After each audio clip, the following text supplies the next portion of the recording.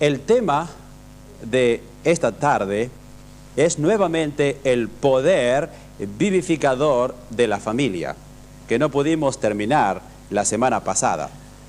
Y de nuevo yo quisiera animar a ustedes a abrir sus Biblias en el libro de Efesios que estamos estudiando, en el capítulo 5. Y vamos a leer la porción que está comprendida entre el versículo 18 y 21 que quisiera en esta tarde comentar. Dice así la palabra de Dios: No os embriaguéis con vino en lo cual hay disolución, antes bien sed llenos del Espíritu, hablando entre vosotros con salmos, con himnos y cánticos espirituales, cantando y alabando al Señor en vuestros corazones, dando siempre gracias por todo al Dios y Padre en el nombre de nuestro Señor Jesucristo. Someteos unos a otros en el temor de Dios. Después del servicio de la reunión del domingo pasado, fuimos a comer a un restaurante, un grupo como de 20 hermanos. Y alrededor de la mesa estábamos sentados 10 hermanos y empezamos a discutir sobre el tema de que hablamos el domingo pasado.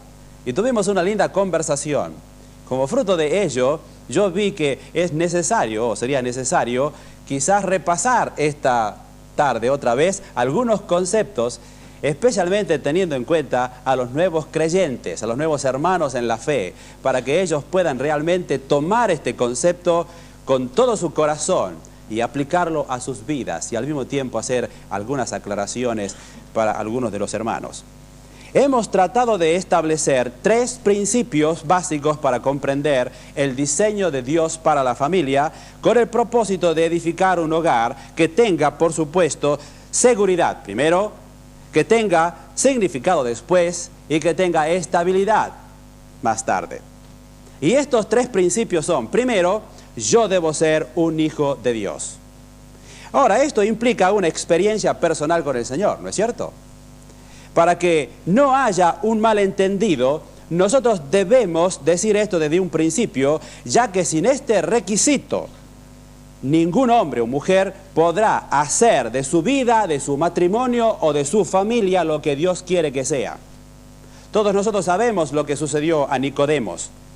Nicodemos era un hombre, fíjese usted, religioso. Si usted lee Juan capítulo 3, va a ver que era un hombre lector de la Biblia, un principal entre los judíos. Es decir, si era principal, él presidía allí en la sinagoga. Consecuentemente era un hombre que oraba, era un hombre que leía la Biblia, era un hombre que cantaba, era un hombre que temía a Dios. Era un hombre que sabía que Cristo había venido de Dios. Versículo 2. Sabemos que has venido de Dios, porque nadie puede hacer estas cosas que tú haces si no fuera Dios contigo. Pero cuando este hombre vino al Señor de noche, el Señor le miró en los ojos y le dijo a él: Nicodemo, el que no naciere de nuevo no puede entrar en el reino de Dios. Y más adelante en el versículo 7 le dice de vuelta: Nicodemo, te es necesario nacer de nuevo. El Señor no le dijo: mira que es necesario que lea más la Biblia, o que cante más coros, o que realmente temas un poco más a Dios. Él dijo: es necesario una experiencia personal, un cambio radical, porque si no, toda tu religiosidad no sirve para nada. Una experiencia con Cristo. Sin esta experiencia, mis queridos amigos, especialmente, básica y fundamental, usted no va a poder entender la filosofía bíblica para el matrimonio y la familia. Y tampoco, lo que es peor, podrá implementar sus principios en su andar de todo día. De manera que el primer principio es que para poder realmente tener un hogar firme, para poder realmente edificar una familia que tenga significado, y que realmente pueda subsistir a los embates del siglo que nos toca vivir, primero, yo debo ser un hijo de Dios. Número 2, yo debo seguir la instrucción bíblica. Todos estamos de acuerdo de que la familia fue diseñada por Dios, que Él es su autor, que Él es su creador y que Él inventó todo el mecanismo de interacción para que funcione en forma correcta y eficaz, como un automóvil, como un motor, como una maquinaria. Y así como cuando nosotros vamos a un almacén o alguna tienda y compramos allí una máquina y nos entregan junto con esa máquina el manual de instrucciones, Dios creó al hombre y dejó aquí sobre la tierra el manual de instrucciones para que nosotros podamos seguir sus indicaciones y sugerencias. Segundo Timoteo, el capítulo 3, versículo 16 dice: toda la escritura ha sido inspirada por Dios y útil para enseñar, útil para reprender, útil para corregir, útil para instruir en justicia. Y dice el versículo 17, a fin de que el hombre y la mujer de Dios sea perfecto, maduro, enteramente preparado para toda buena obra. Es decir, si usted quiere salvar su familia, si usted quiere realmente edificar un hogar que tenga seguridad, significado y estabilidad, si usted quiere construir un hogar feliz, usted tiene que pensar de una forma diferente. Usted tiene que seguir las instrucciones de la palabra de Dios. Usted tiene que empezar a pensar bíblicamente. Anote en sus apuntes Deuteronomio 28, 1 al 2. Yo se lo voy a leer simplemente. Dice así: acontecerá que si oyeres atentamente la voz de Jehová tu Dios, para guardar y poner por obra todos sus mandamientos, escuche acá, Jehová tu Dios te exaltará y vendrán sobre ti todas estas bendiciones. ¿Qué bendiciones? Bendiciones individuales, bendiciones matrimoniales, bendiciones familiares, bendiciones físicas, morales y espirituales. ¿Se da cuenta? Si usted sigue las instrucciones del Creador. Principio número 3. Entonces ya hemos visto el primero, yo debo ser un hijo de Dios. El segundo principio es, yo debo seguir la instrucción bíblica. Tercer principio, yo debo ser lleno del Espíritu Santo. Y nos hemos detenido aquí, mis queridos, en este versículo, porque pienso que contiene la base y la esencia misma para el éxito de nuestras relaciones interpersonales. Porque este versículo contiene el poder vivificador para nuestra familia. Porque en este versículo está contenido el secreto del éxito en la vida. Porque aquí en este versículo y en su contenido está la clave de nuestro andar cristiano. Fíjese usted, si usted sacara este versículo del libro de Efesios, todo su contenido sería legalístico. Porque si usted lee el libro de Efesios, usted va a ver que allí el creyente tiene que andar en amor, tiene que andar en luz, tiene que andar en verdad, tiene que andar en unidad, tiene que andar en humildad, tiene que andar en sabiduría, entender la voluntad de Dios. Y todo esto es realmente imposible sin la presencia del Espíritu de Dios llenando la vida y el corazón.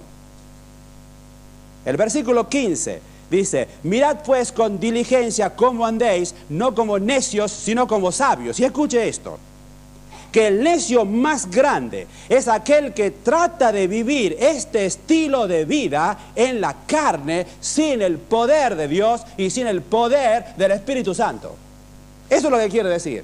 Ese es el necio más grande, que quiere vivir los estándares de la palabra de Dios sin el poder que viene de arriba. Y quiero decirle a mis hermanos que en esta semana yo me he arrodillado delante de Dios y quiero confesar delante de ustedes que me siento incapaz de poder compartir la profundidad de este tema con ustedes.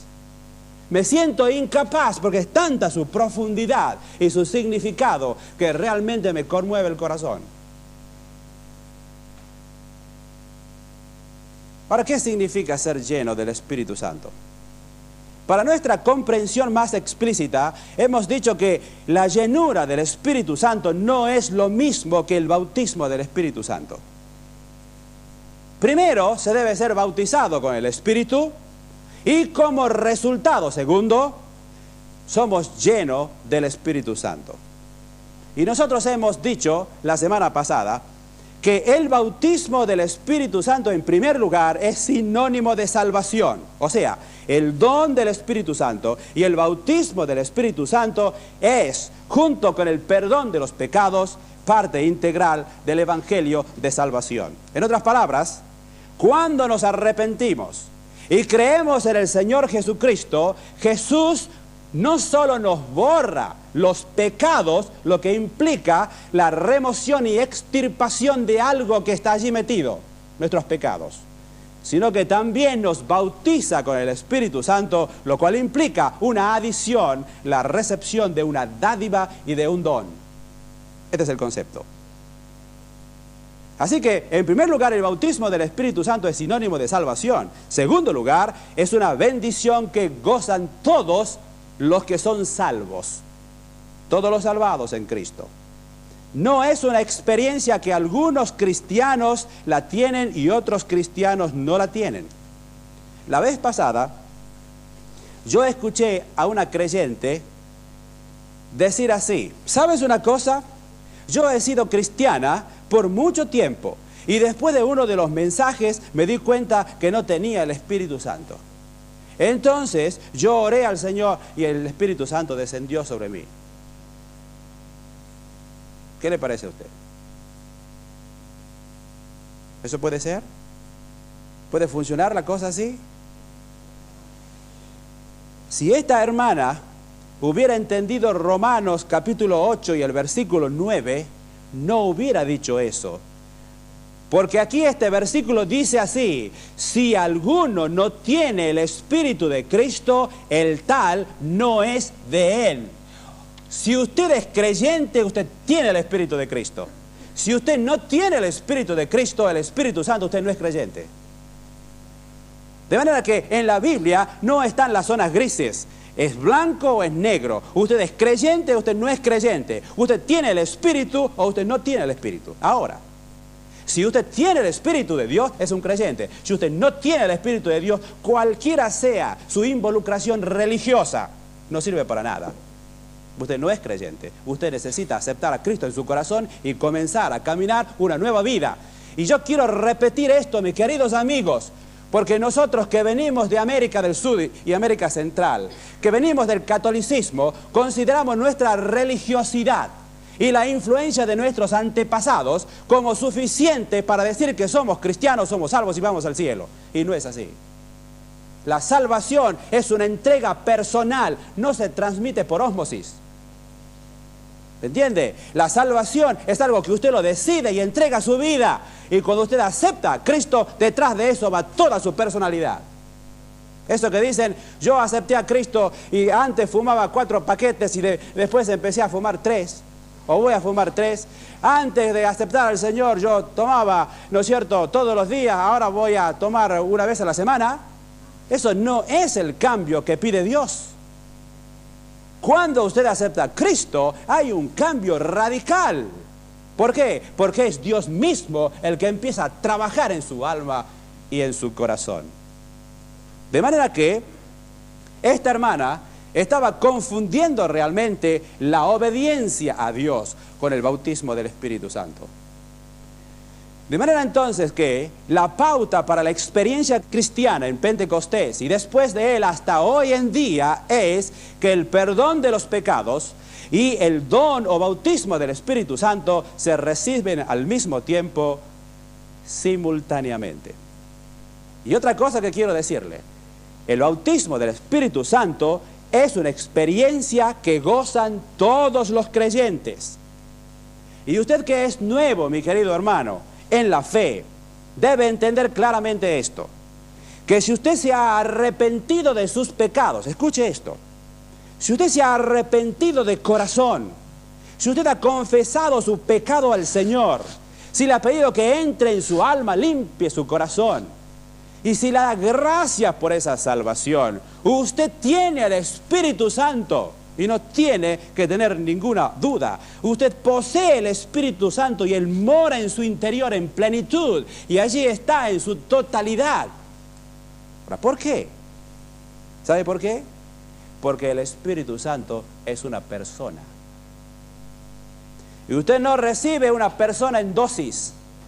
O usted no recibe una persona en pedacitos o trozos. O primero, cuando usted recibe una visita en su casa, le abre la puerta y primero recibe un pie y una mano y después espera que pase el cuerpo. ¿No es cierto? Usted recibe a una persona completamente. El asunto está en que cuando usted recibe a esa persona, usted le da la llave de su casa o no le da. Y le dice, Señor, aquí está toda mi casa. Si no, usted lo confina solamente a una habitación, el living, donde todo está limpito.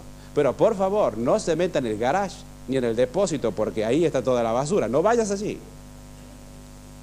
Y le damos solamente al Señor una parte del dominio de nuestra casa. Y ahí está el problema que queremos nosotros enfrentar en esta tarde. Algunos de nosotros creyentes ya de mucho tiempo oramos al Señor y decimos, Señor, dame de tu espíritu. Eso no está bien. Eso no creo que sea escritural. O algunos dicen, dame un poco más de tu espíritu. Esto es impropio. El Señor ya está en su corazón. Si usted le recibió, ya está en su vida. Si usted abrió su vida para que Él entre, ya está con usted completamente. Y en tercer lugar, quiero decirle que el bautismo del Espíritu Santo no es una experiencia sensorial. Lea conmigo 1 Corintios, el capítulo 12 y el versículo 13. Un conocido versículo de la palabra de Dios. Dice así, porque por un solo espíritu fuimos todos bautizados en un cuerpo, sean judíos o griegos, sean esclavos o libres, y a todos se nos dio a beber de un mismo espíritu. De manera que cuando usted es bautizado por el Espíritu Santo, usted no lo siente a esto psicológicamente, ni tampoco usted lo experimenta físicamente. ¿Por qué? Porque es el acto, dice aquí este versículo, es el acto por el cual el Espíritu Santo nos coloca en el cuerpo de Cristo en el momento de creer. De manera que es una experiencia o realidad teológica, no una experiencia sensorial. Cuando usted acepta a Cristo en el corazón, usted no siente un rayo que viene del cielo, o una emoción que lo hace temblar completamente, ¿no es cierto? O una claridad que lo llena de estupor. La recepción, don o bautismo del Espíritu Santo no es ninguna cosa sensorial que usted lo puede sentir con su psique o con su físico.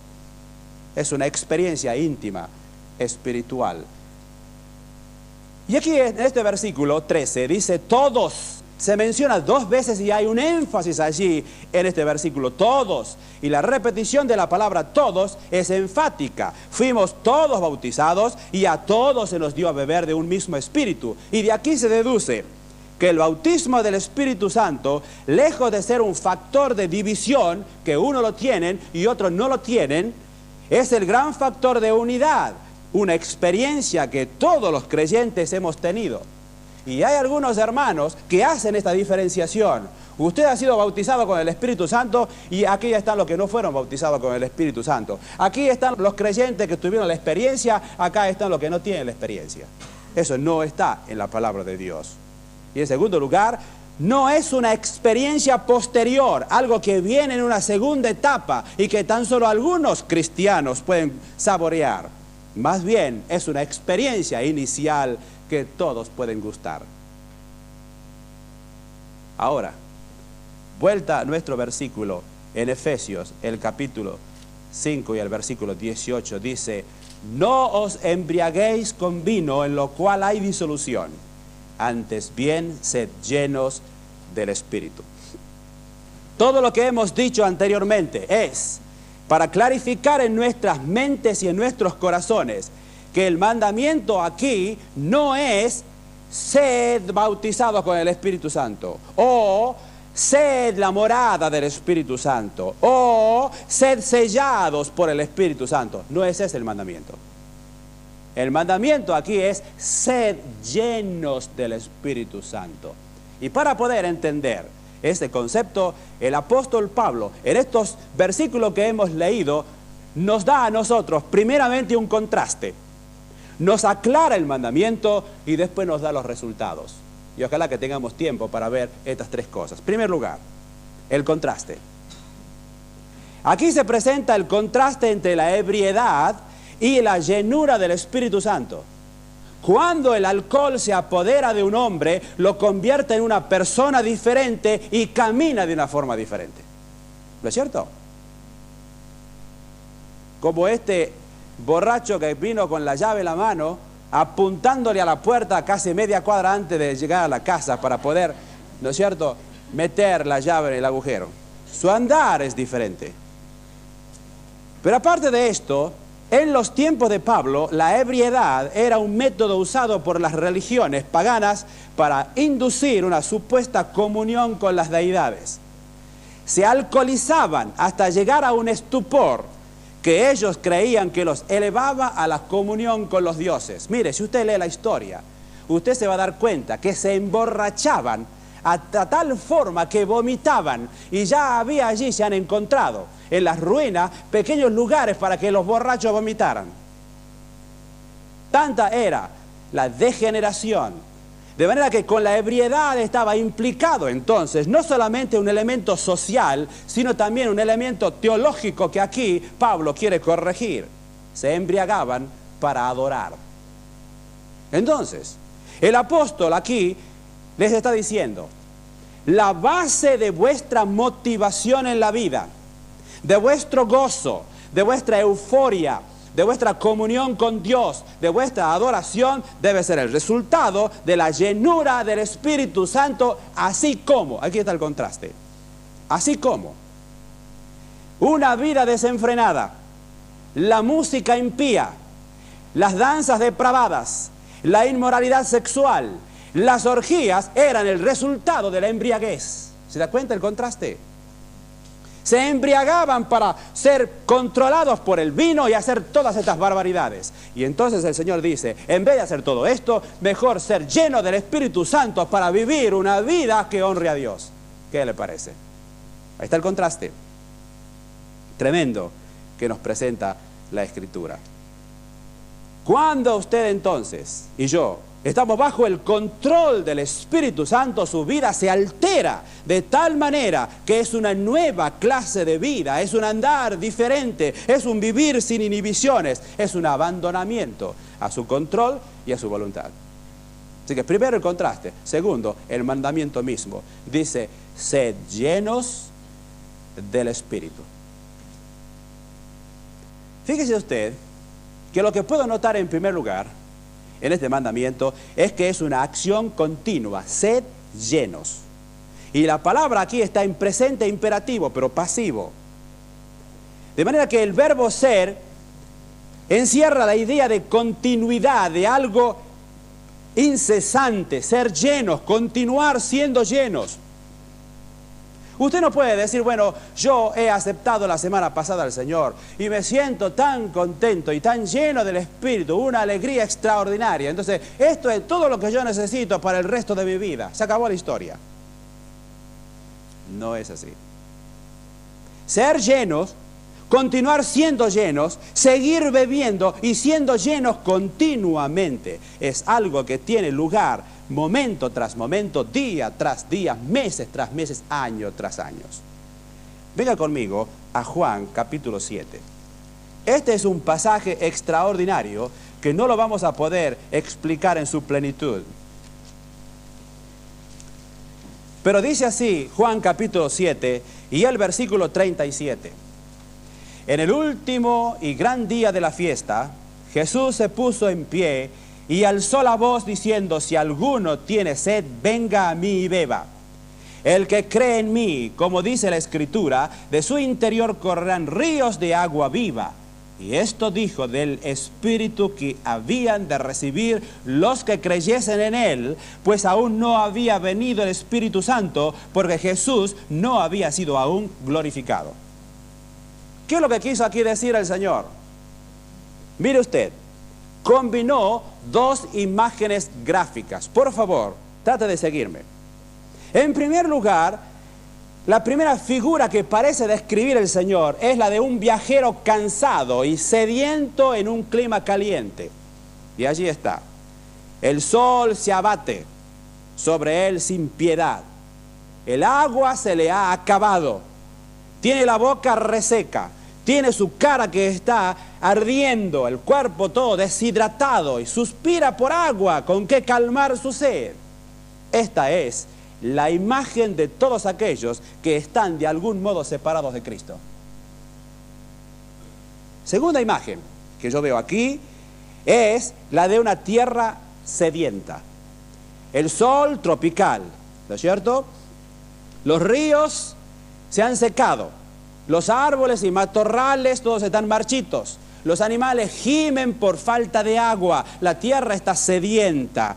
Este es el mundo y la sociedad secular, sin Dios, reseca, insatisfecha, sedienta. Ahora, fíjese qué contraste. ¿Cuál es la solución aquí que tenemos nosotros para el viajero cansado? ¿Cuál es la solución para esta tierra sedienta? Dice acá, el que cree en mí, como dice la Escritura, de su interior correrán ríos de agua viva. Pero fíjese que el versículo anterior contiene el concepto indispensable para que se produzca la llenura del Espíritu. Dice, si alguno tiene sed, venga a mí y beba. Ahora, la pregunta aquí es, ¿cuál es pues el agua de la que está hablando el Señor? Entonces, usted siga leyendo, versículo 39. Y esto dijo del Espíritu que habían de recibir los que creyesen en Él. El Espíritu Santo, pues aún no había venido el Espíritu Santo porque Jesús no había sido aún glorificado. De manera que el agua viva con que calmar la sed del viajero, o el agua para irrigar el mundo agostado, es la plenitud del Espíritu Santo. Aquí está el concepto. Entonces ahora, ¿cómo se experimenta esta plenitud? Fíjese lo que dice la palabra. Si alguno tiene, presente, sed, presente, venga a mí, venga ahora, presente, a mí y beba. El que cree, presente. Qué interesante. El Señor Jesucristo nos dijo, si alguno tuvo sed, que venga mañana a mí. Si alguno tiene sed ahora, venga ahora a mí y beba ahora de mí. Y el que cree ahora. Ese es el concepto. Venga a mí y beba. De manera que debe ser una acción continua de ir y de beber, porque de continuo nosotros tenemos sed y debemos aprender a hacerlo también en lo espiritual. De manera que el concepto aquí es que el creyente realmente es un deshidratado espiritual, es un sediento que constantemente está buscando agua, beber y beber cada día, así como nosotros bebemos constantemente porque lo necesita nuestro físico. Y fíjese lo interesante aquí. El que cree en mí, como dice la Escritura, de su interior correrán ríos de agua viva. ¡Qué extraordinario! Usted bebe a sorbo, usted bebe a pequeñas bocanadas y de su interior corren ríos. La multiplicación que produce solamente el poder del Espíritu Santo. Usted bebe un poco de Cristo y su vida se llena. Usted bebe un poco del Señor y su vida se convierte en un río. Usted bebe un poco solamente de su persona y su vida es un raudal de gozo, de paz, de felicidad, contagiosa y de bendición para los demás. ¿Se da cuenta?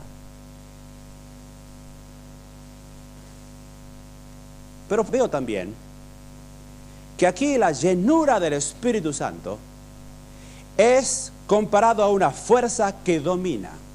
Dice, sed llenos. Y es muy interesante, si usted sigue el uso de la palabra llenos en el Nuevo Testamento, que es del griego plerao, y es usada siempre para representar el viento que llena la vela de una barca y la hinche haciendo que vaya adelante. Fíjese el concepto allí. Dice, sed lleno del Espíritu Santo. Es como cuando el Espíritu Santo, como un viento, llena la vela de su vida, arrastra la embarcación de su existencia a través de este mundo. Dice, sed llenos del Espíritu Santo. Y esto me da una idea también. La fuerza esa exterior no está en usted. La barca de su vida se va a mover en el panorama o en el mar de este mundo, no por el motor que está adentro, sino por la fuerza del viento que viene de afuera. Por eso el Señor dice y repite, sed llenos del Espíritu Santo. Y otra cosa que surge de aquí es que parece representar a una sustancia que impregna, como la sal. Usted quiere hacer una sopa rica, entonces cuando ya puso toda la olla, toma una cucharita de sal y le pone. Yo no sé, las mujeres ni miden, toman todo el frasco y hacen, ¿no es cierto? Pero le pone un poquitito, ¿sabe? Y toda la sopa toma un sabor rico a salado. ¿No es cierto? Un poquito que impregna todo. Un poquito. Ahora la sopa tiene gusto a sal. Un poquito lo impregnó. Una fuerza impregnante. Así que primero es una fuerza que empuja. En segundo lugar es una fuerza que impregna. En tercer lugar es una fuerza que controla. Y en el Nuevo Testamento esta palabra es usada para referirse a una persona que está dominada por una emoción. Por ejemplo, si ustedes leen en Lucas el capítulo 5, allí cuando el Señor curó al paralítico, dice que todos estaban llenos de temor. Mire, ellos estaban tan aterrorizados que no sabían qué hacer. O como en Lucas capítulo 6, dice, ellos estaban llenos de furor. Cuando el Señor curó la mano seca de un hombre, estos fariseos y enemigos del Señor estaban llenos de furor porque Él curaba a un enfermo. Llenos de furor. Ahora, fíjese lo que sucede. Algunas veces nosotros tenemos la suficiente capacidad para controlar nuestras emociones, pero otras veces no. ¿Por qué? Porque la emoción es algo que nos domina y solamente podemos hacer las cosas dominadas en ese momento por esa emoción. Por ejemplo, ustedes saben el accidente que ocurrió hace muy poco y que llevó la vida de nuestra pequeña hermana Blanca García. Y los hermanos García me mostraron una carta que escribió la madre del muchacho que manejaba el auto. Y sabe una cosa, dice la madre en su carta a nuestros hermanos que aquel muchacho no pudo dormir y los vieron llorar y llorar por una semana. Y vino su novia a visitarlo y lo encontraron varias veces juntos los dos llorando, lleno de esa emoción. Inclusive esa madre está ahora pensando de que quizás algo puede ocurrirle a ese muchacho por ese sentido de culpabilidad de que él fue el que realmente hizo que ese auto se estrellara y costara la vida de una nena. Es decir, ahí tenemos nosotros un elemento dominante. La emoción llena a la persona y no puede usted reír cuando está triste. ¿No es cierto? Domina completamente. O a lo mejor usted puede estar alegre. Usted fue al trabajo un día, ¿no es cierto? Y el jefe lo llama. Y usted entra a la oficina temblando pensando que lo van a dar layoff, pensando que lo van a despedir. Entonces el jefe le dice, Juan, hemos decidido ascenderte de puesto. Ajá, sí. Y en segundo lugar, hemos decidido aumentarte el sueldo. ¿Nada más? Sí, en tercer lugar, hemos decidido que la compañía te va a proveer de un auto, con nafta y todo. Este muchacho sale de ahí de la oficina transformado por la alegría. Mire, cualquier cosa que suceda cuando va a la casa no le importa nada, porque está embargado de la alegría, porque está contentísimo, su emoción, su alegría lo domina. Este es el concepto, ser llenos del Espíritu Santo. Es decir, ser lleno de una fuerza que empuja, como el viento empuja una vela, ser lleno de una fuerza que impregna como la sal a la sopa, una fuerza que controla como las emociones controlan a un individuo. Y mis queridos hermanos, lo mismo sucede en la vida cristiana. En nuestra balanza, por un lado está el yo y por otro lado está el Espíritu Santo. Entonces usted siempre tiene la opción, bueno, yo hago lo que se me da la gana. Entonces el yo siempre está prevaleciendo. ¿No es cierto? Siempre prevalece el yo, el Espíritu está aquí abajo. Y esa es la opción que todos nosotros tenemos. Pero por ahí digo, yo quiero entregar mi vida al Señor. Yo quiero realmente hacer su voluntad. Yo quiero realmente obedecerle a Él con todo mi corazón. A mí conviene disminuir y a Él conviene aumentar. Y su vida espiritual empieza a subir. Usted empieza a ser lleno del Espíritu de Dios. Y Él empieza a dominar nuestros actos, nuestras emociones, nuestros pensamientos, nuestra voluntad. Conclusión.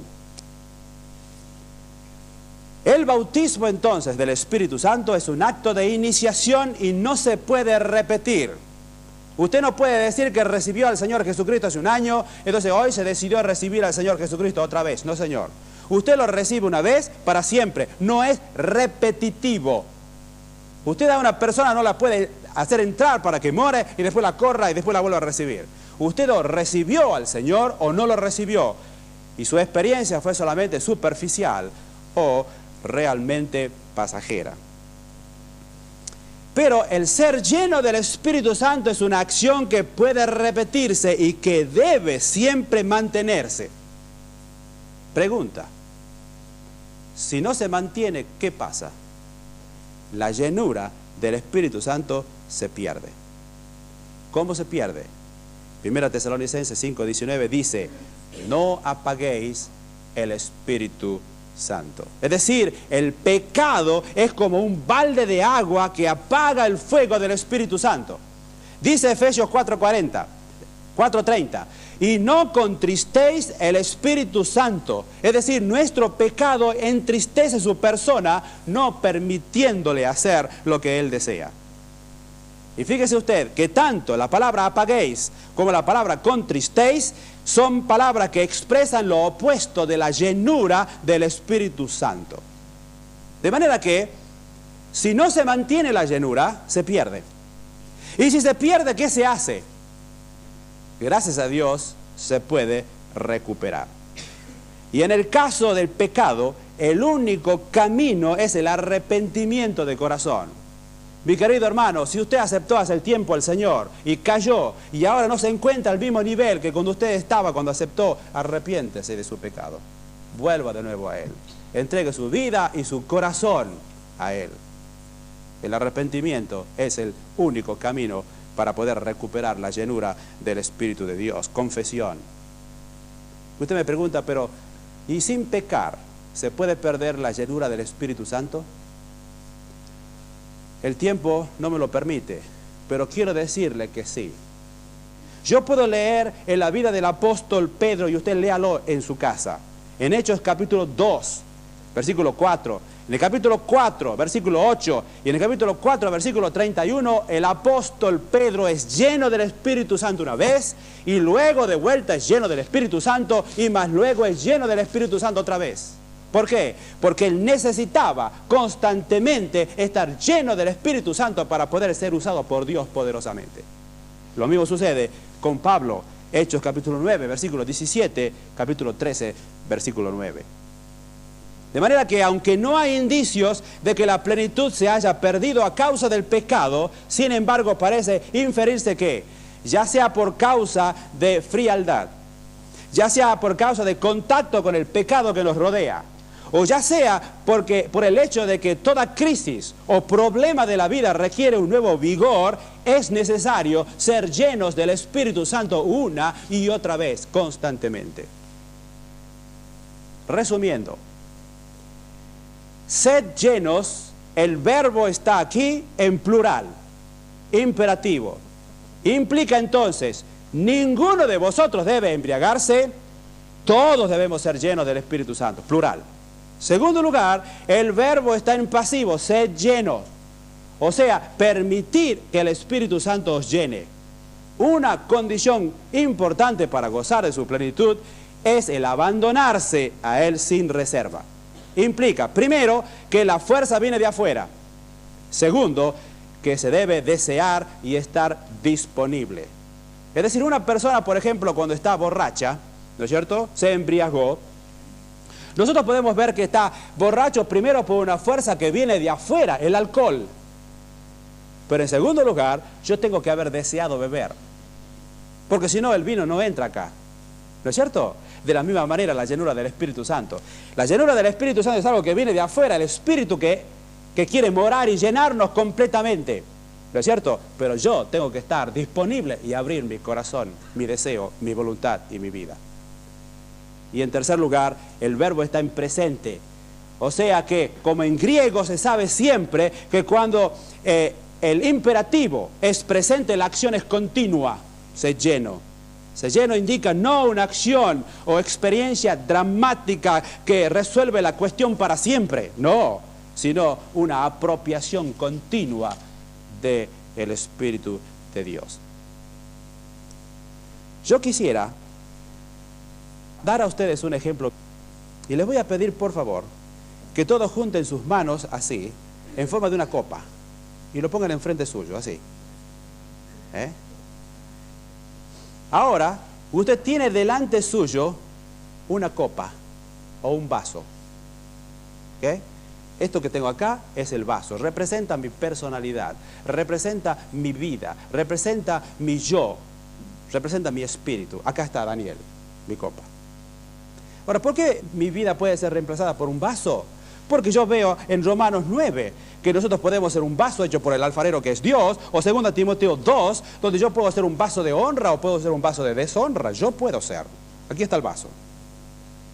Ahora, fíjese usted que la lluvia viene de arriba para abajo, ¿no es cierto? La lluvia. La lluvia es un sinónimo de las bendiciones de Dios. Ok. Ahora ponga el vaso hacia abajo. Fíjese usted, la lluvia de bendiciones siguen viniendo acá, pero mi vaso está aquí. Ahora, la pregunta es esta: ¿mi vaso se va a llenar? ¿Sí o no? ¿Hay alguna duda? Porque algunos no lo responden. ¿Se va a llenar su vaso, sí o no? No, no se va a llenar. Y fíjese que este vaso así, representa al hombre o a la mujer que no mira hacia arriba y mira solamente hacia abajo. Es el necio que confía en sí mismo. Colosenses 3. Las bendiciones de Dios no lo llenan. Se preocupa solamente por su vida y sus afectos están en la tierra. Aquí está el hombre. Así era yo antes de conocer a Cristo. ¿Me entiende? Mi copa está así. Las bendiciones de Dios bajan, pero yo estoy acá con mi copa. Es decir, está lloviendo sopa, pero yo vengo con el tenedor para recoger la sopa. Acá está Daniel Lozano. Ahora, ¿qué es lo que pasa cuando yo acepto a Cristo? Ponga su copita así. Ahí está. Esto representa al hombre como el hijo pródigo que se vuelve a Dios. Y Colosenses capítulo 3:1 dice: si habéis pues resucitado con Cristo, poned la mira en las cosas de arriba, no en la de la tierra. Una persona que cree en Cristo cambia su visión. ¿Se da cuenta? Mi copa estaba así, mi visión estaba aquí en la tierra. Miraba las cosas del mundo, mi casa, mi trabajo, mis hijos, lo demás. No miraba hacia arriba. Pero si habéis resucitado con Cristo, acá está. Mirad, poned la mira en las cosas de arriba, no en la de la tierra. Porque habéis muerto y vuestra vida está escondida con Cristo en Dios. ¿Se da cuenta del concepto? Ahora, en ese momento, cuando pongo mi copa así, es cuando yo recibí el bautismo del Espíritu Santo.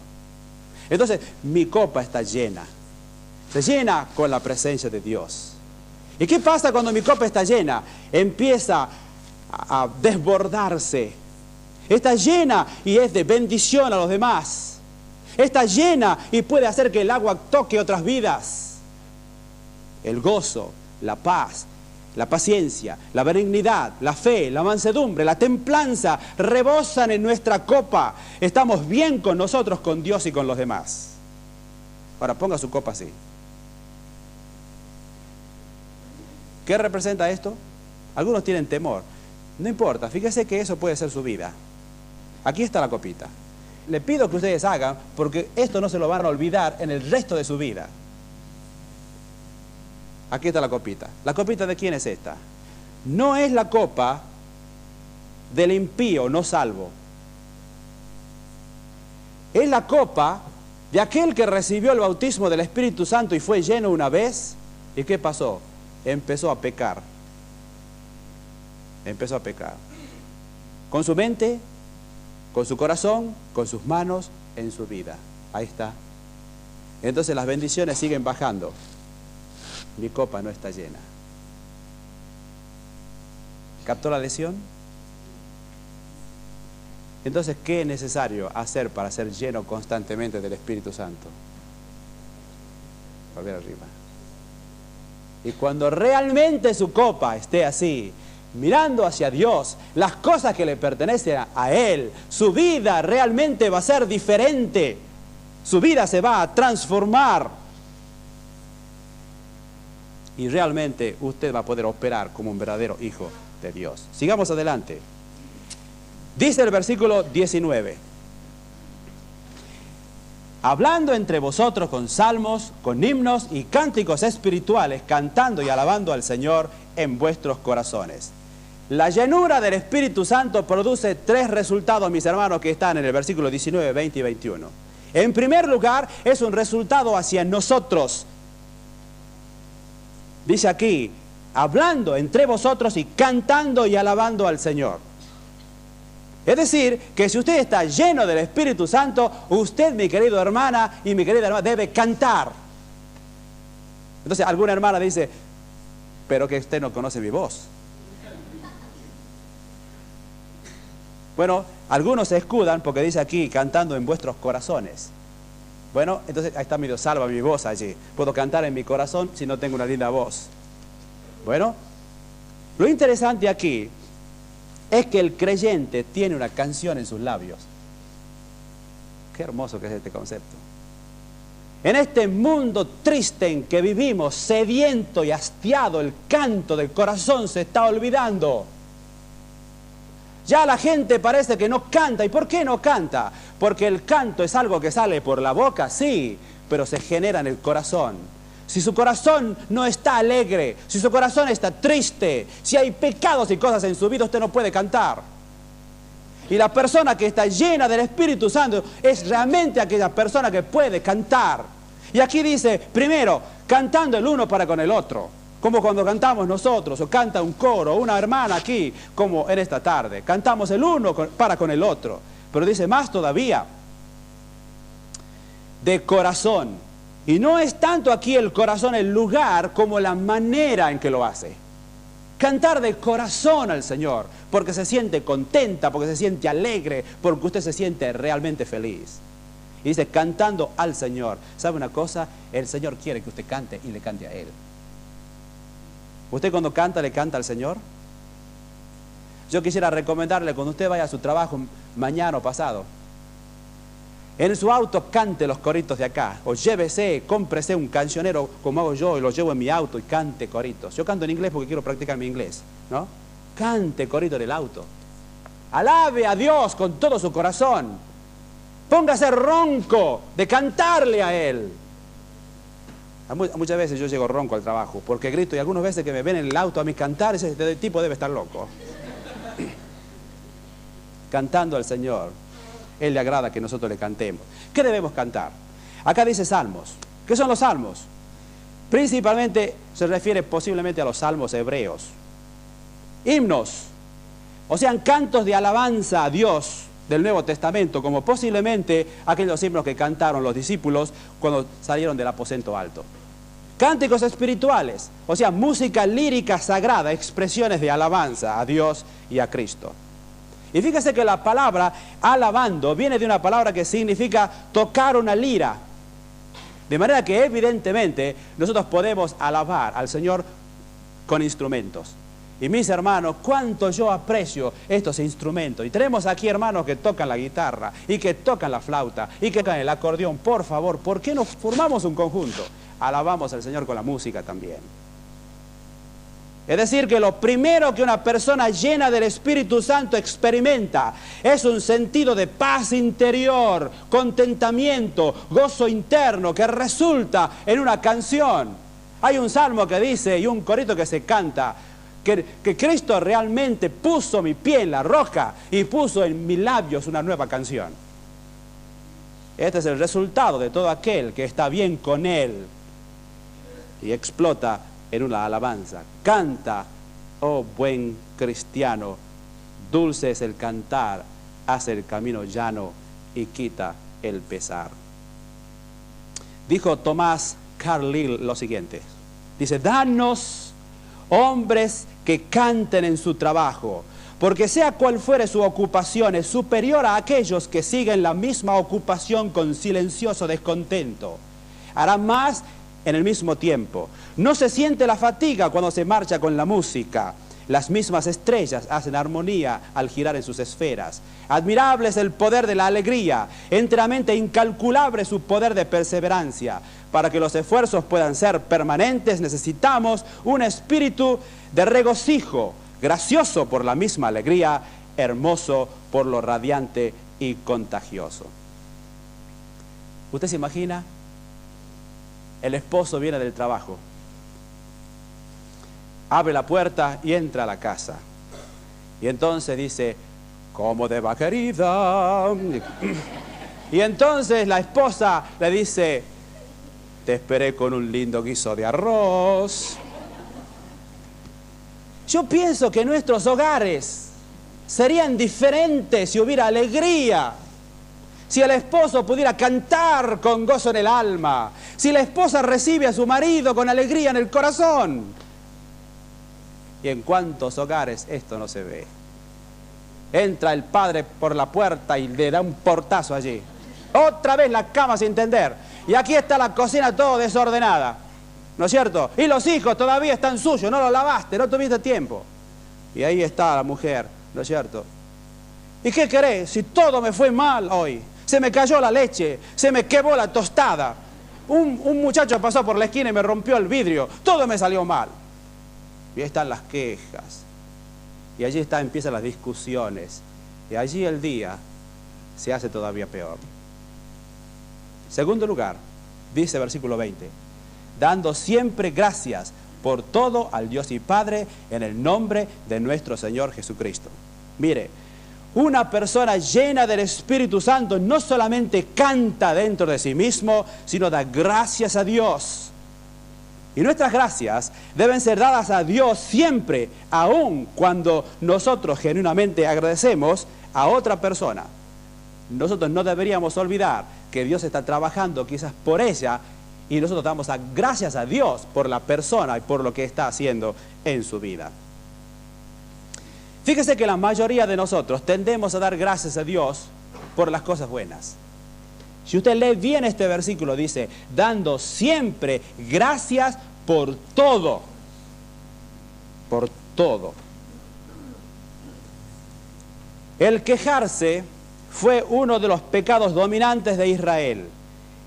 Es grave porque es un síntoma de falta de fe. Y siempre que empezamos a quejarnos y lamentarnos, tenemos una prueba positiva de que no estamos llenos del Espíritu Santo. Mire, si usted es una esposa que se queja, si usted es un esposo que se está quejando, esta es una muestra de que usted no está lleno del Espíritu Santo. Y nuestros hogares, nuestra familia, necesitan no solamente hombres que canten y mujeres que canten, sino hombres y mujeres que estén agradecidos a Dios. ¿Usted alguna vez, hermano, se arrimó a su esposa y tomó su rostro en sus manos y la besó y dijo, gracias doy a Dios por haberme dado a ti por mujer, por esposa? ¿Alguna vez lo hizo? Gracias a Dios, gracias a Dios. Gracias a Dios porque hay hermanos que lo hacen, pero ¿cuántos no lo hacen? Desagradecidos. Lo que el Señor quiere realmente es un corazón que realmente agradezca a Dios en todos. Parece que hay muchos acá en esta audiencia. Pero fíjese usted que el resultado de la llenura del Espíritu Santo no solamente en primer lugar es hacia mí mismo, en segundo lugar es a Dios y en tercer lugar hacia los demás. Lea el versículo 21. Someteos unos a otros en el temor de Dios. Y fíjese usted, cuando una persona tiene reverencia y temor, cuando su vida es una constante admiración de Él, cuando realmente le adora y alaba de corazón, esta persona será un cristiano que se somete a otros. Y sabe una cosa, la sumisión es vital en la familia y en la iglesia. Por eso aquí dice, someteos unos a otros en la voluntad de Dios, en el temor de Dios. nosotros siempre queremos nuestros derechos.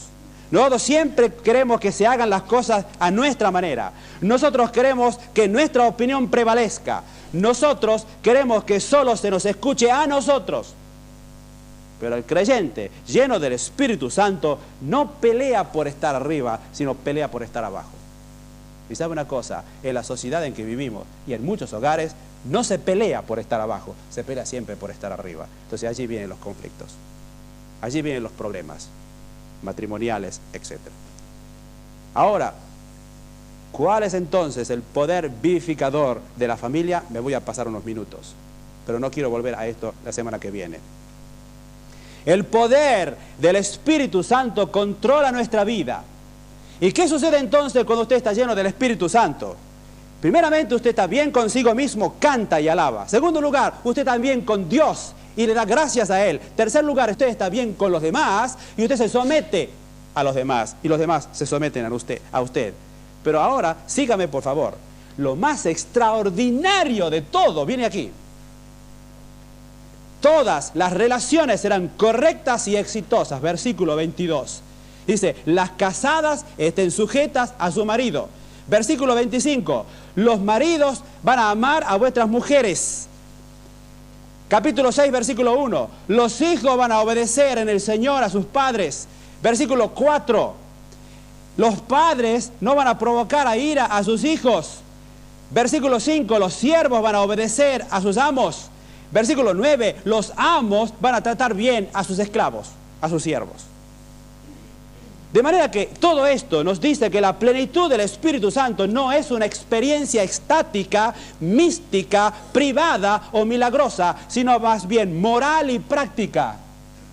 Cuando usted está lleno del Espíritu Santo, su familia se va a transformar, sus relaciones van a ser exitosas, nuestra relación personal es correcta, nuestra relación con Dios es óptima, nuestra relación con los demás es excelente, ya sea individualmente, en el matrimonio, en la familia o en el trabajo. Extraordinario. Por eso es que yo me demoré en este versículo. Porque si usted realmente no pone en operación este versículo, usted no va a tener fuerza para arreglar su familia. Pero lo más extraordinario de todo es a qué cosa es equivalente la llenura del Espíritu Santo. Rápido conmigo, Colosenses, el capítulo 3. Fíjese usted, versículo 18 dice, otra vez la misma cosa. Nada más que aquí está en una forma más sucinta. Casadas, estad sujetas a vuestros maridos.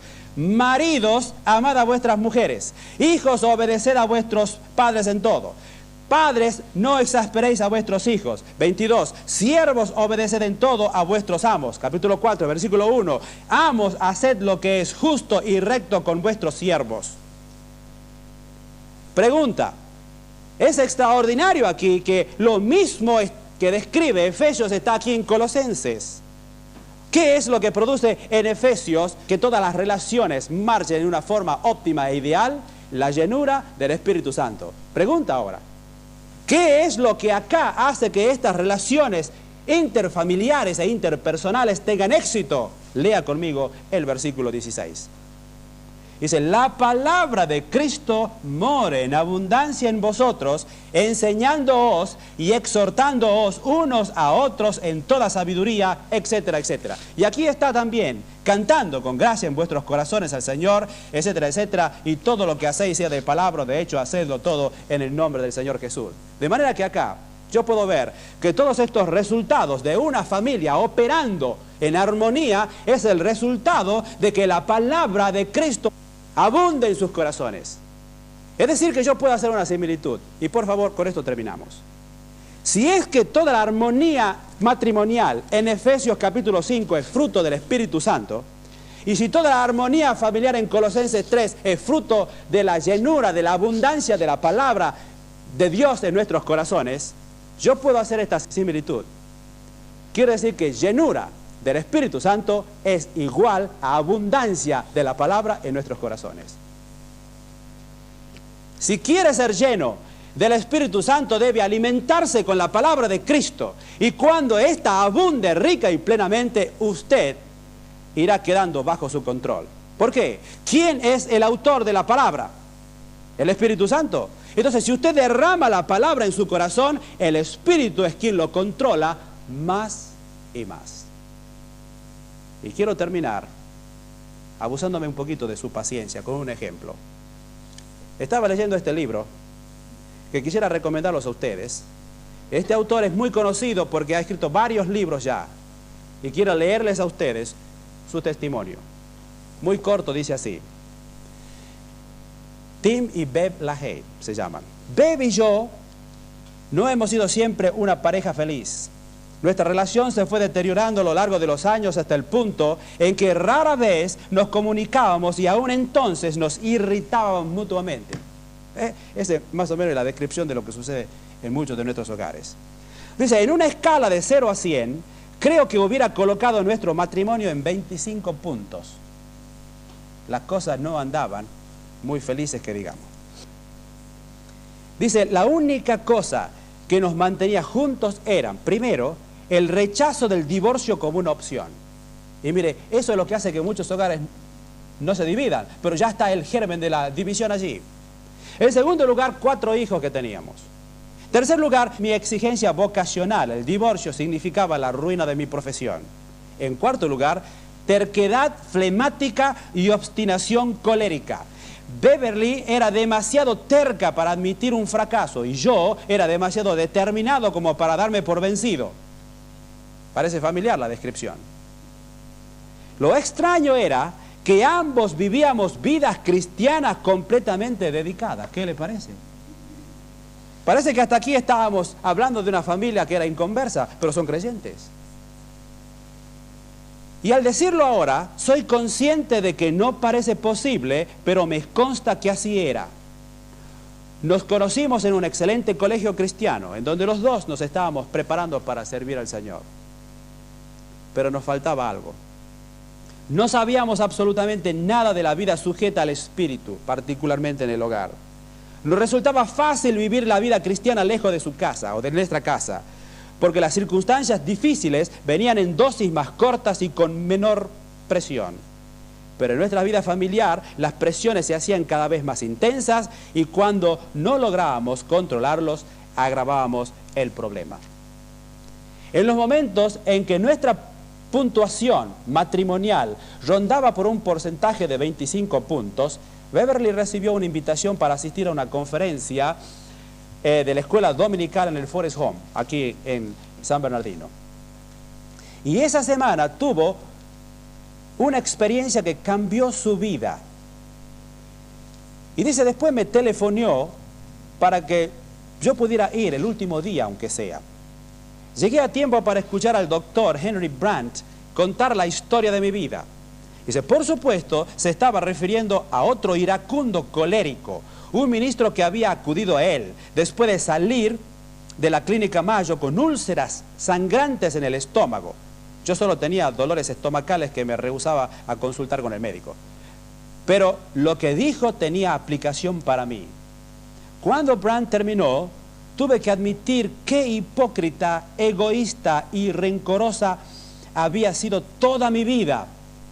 De modo que me escabullí fuera de la capilla a encontrarme a solas con Dios. Y por primera vez en mi vida adulta fui lleno del Espíritu Santo. No vi ninguna visión, ni hice sonidos audibles, pero pasé por una experiencia transformadora en la presencia de Dios por haber bajado de aquella montaña, Bev y yo llenos del Espíritu Santo. Él cambió nuestro matrimonio, nuestra familia, nuestro ministerio, gradualmente nuestro egoísmo, mi ira, los temores de Beverly y nuestra compartida terquedad han sido reemplazados por amor, gozo y paz, fruto que el Espíritu provee cuando nos sometemos a Él. Qué experiencia hermosa, ¿no es cierto? Mis queridos, ¿hay problemas en su hogar, en su familia? Quizás sea porque usted no ha recibido al Espíritu Santo. Usted no ha recibido al Señor en su corazón. ¿No quisiera hacerlo ahora? No quisiera hacerlo ahora y decir, Señor, basta. Yo no quiero seguir remando con mi propio remo la barca de mi vida. Yo necesito abrir mis velas y que el Espíritu Santo flote y me arrastre por el resto de mi vida. ¿No quisiera usted? Y si usted es creyente, ¿no quisiera realmente encomendar su vida nuevamente a Dios y hacer que su copa que se torció por el pecado, por su caída, ahora pueda volver nuevamente y sentarse 100% en Dios, en su palabra, en sus promesas, y decir: Señor, lléname completamente, lléname con tu palabra, lléname con tu presencia, con tu espíritu, porque esa es la única, escuche esto, la única fuerza vivificadora de mi familia, de mi hogar, de mi matrimonio.